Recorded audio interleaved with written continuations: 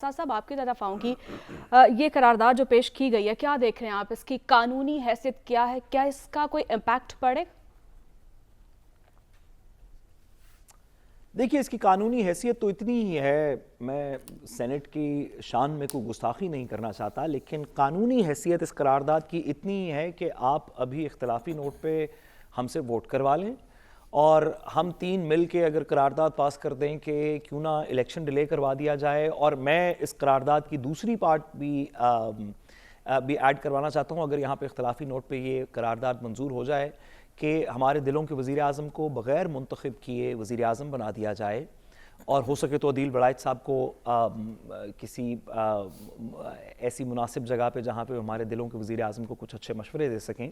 अगर ये करारदाद हम यहाँ पे प्रोग्राम में मंजूर कर लें तो उसकी लीगल वैल्यू इतनी ही होगी। सॉरी अदील, मैं आप इसको पर्सनली ना लीजिएगा, मैं सिर्फ आपसे ऐसे ही थोड़ी सी मजाक कर रहा हूँ। बिल्कुल मैं कह रहा हूँ कोरम भी पूरा है, तो सेनेट की तरह कोरम पूरा नहीं था। हाँ, कोरम भी पूरा, हाँ, यहाँ पे तो कोरम भी पूरा है। तो मैं गुजारिश करूं कि जितना इस कोरम में करारदाद मंजूर कर लेने का कि इलेक्शन डिले कर देने चाहिए, जितना लीगल वजन है उतना ही सेनेट के करारदाद मंजूर कर देने का इसके अंदर लीगल वजन है। क्योंकि ना सेनेट, ना इलेक्शन कमीशन, ना सुप्रीम कोर्ट, ना कोई हमारा एडमिनिस्ट्रेटिव इदारा, ना इंटरिम गवर्नमेंट्स, कोई भी शख्स कॉन्स्टिट्यूशनल कमांड को ओवरराइड नहीं कर सकता, ना किसी रेजोल्यूशन से, ना किसी अपने और फैसले से।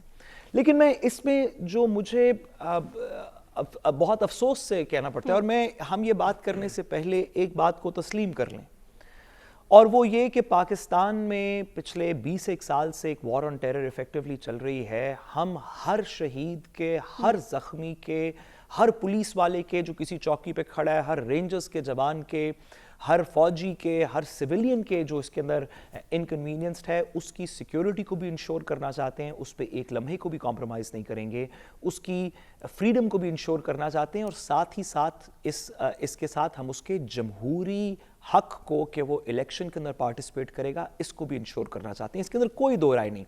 जहां पे सिक्योरिटी खराब होती है, सिर्फ 1 2 4 10 15 सियासतदान नहीं, हम सारी कौम वहां पे सीसा पिलाई दीवार की तरह खड़ी होगी। लेकिन इस कंसेप्चुअल आइडिया के बाद मैं इतनी सी गुजारिश करूं कि मुझे थोड़ा अफसोस हुआ ये सुन के एक वजह से। देखिए, हमारे जो सबसे जमहूरी इंस्टीट्यूशंस हैं, हमारे पूरे आइन के स्ट्रक्चर के अंदर, हम अमेरिका जजेस नॉमिनेट करता है, काउंटीज के अंदर इलेक्ट करता है अपने सेशन जजेस इफेक्टिवली। हम इलेक्ट नहीं करते अपने जजेस, हम अपॉइंट करते हैं। बहुत सी जगहों के ऊपर, बहुत से कॉन्स्टिट्यूशनल स्ट्रक्चर्स में जो एडमिनिस्ट्रेटिव मशीनरी होती है, यानी ब्यूरोक्रेसी जो होती है, वो इलेक्टेड होती है, या चंद जुरिस्डिक्शंस के अंदर इलेक्टेड है। हम इलेक्ट नहीं करते, हम अपॉइंट करते हैं।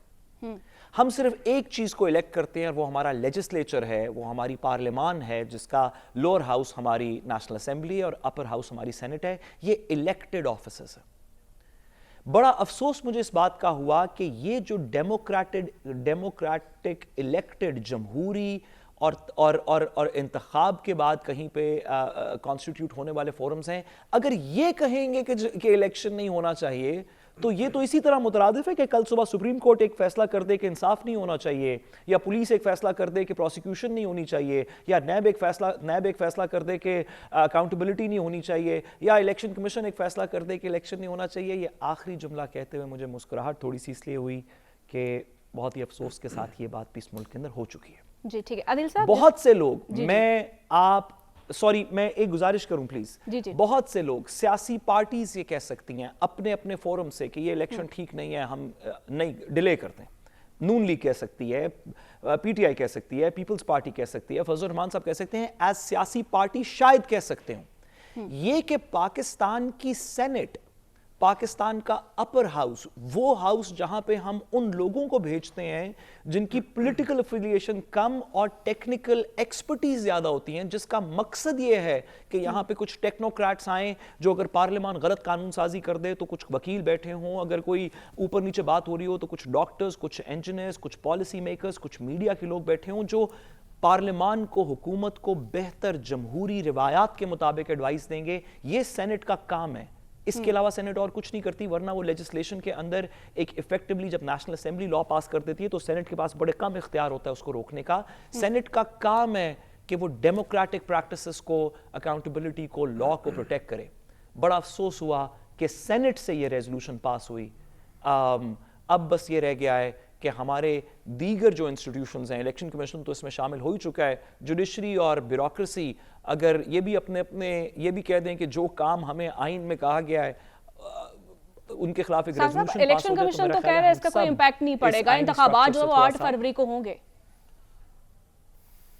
जी बिल्कुल, इसके अंदर तो क्या, ये तो इस बात की गारंटर के इंतखाबात 8 फरवरी को होंगे सुप्रीम कोर्ट है, और सुप्रीम कोर्ट का गारंटर होने का मतलब है जी। आर्टिकल 190 के नीचे के तमाम एडमिनिस्ट्रेटिव मशीनरी जिसमें ब्यूरोक्रेसी, डीएमजी, पुलिस, अफवाज पाकिस्तान, सिक्योरिटी एजेंसीज, सब सुप्रीम कोर्ट के हुक्म के ताबे हैं। तो 190 में ये स्टेट की गारंटी है, आर्टिकल 190 के नीचे ये रियासत की गारंटी है जो सुप्रीम कोर्ट की गारंटी है।